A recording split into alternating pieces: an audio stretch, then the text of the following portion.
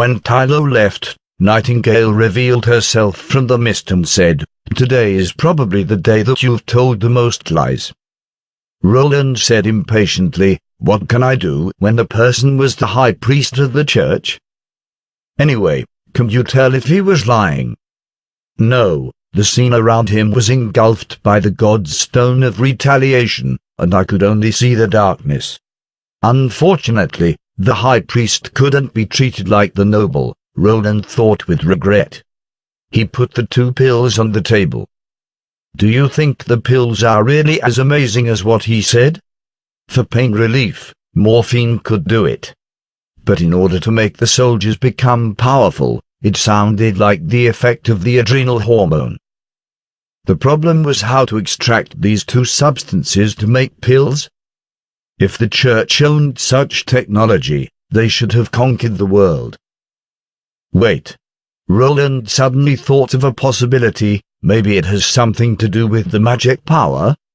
Can you see the flow of magic power? He looked at Nightingale and asked, "Is there magic power in these 2 pills?" Nightingale observed carefully. "I can't see the magic power, but it's a bit like the god's stone of retaliation." "The god's stone of retaliation?" Roland was stunned. She nodded. "Well, you've seen the world through the mist. It's only black and white there, but the darkness is different from that formed by the god's stone of retaliation, the latter more like a void that swallows the world around it. I don't know how to describe that feeling." Nightingale hesitated. "It's better to say there's nothing inside rather than a darkness inside of a hole." "Nothingness?" "Yes, that's nothingness." She nodded. "The 2 pills also have something like nothingness, but they are subtle, and they're also not a circular hole, but rather sections of the black flowing filaments. Does this nothingness affect your ability?" Nightingale grabbed the pills, entered into the mist, but soon retreated. "It seems to have no effect.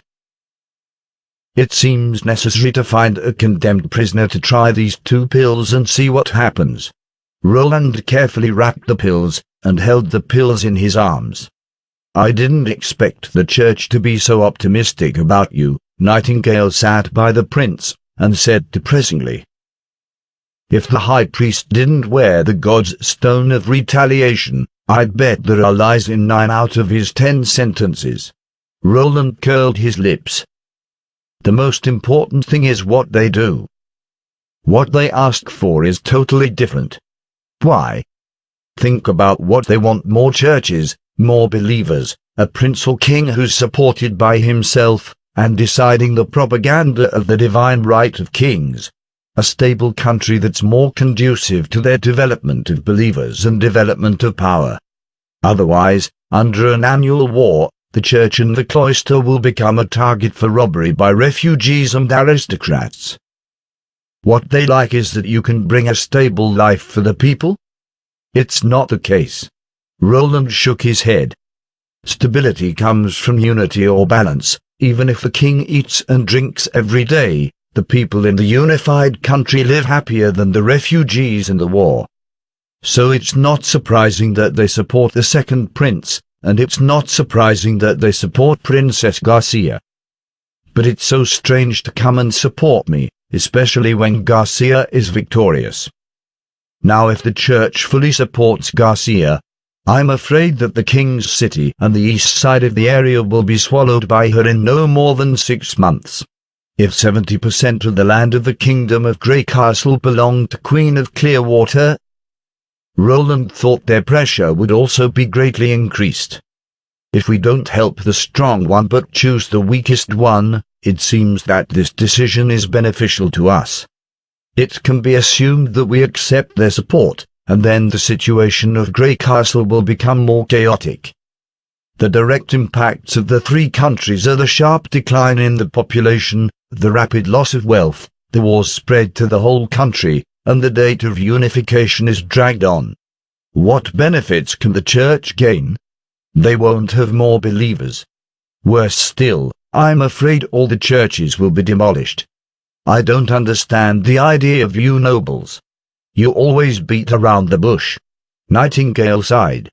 Yeah, Roland replied with a smile, except for me. The witch narrowed her eyes and stared at the prince for a long time.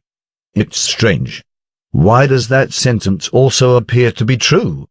3 days later, Roland finally evacuated the castle and the library of Longsong's stronghold, contentedly taking the little town on the way home.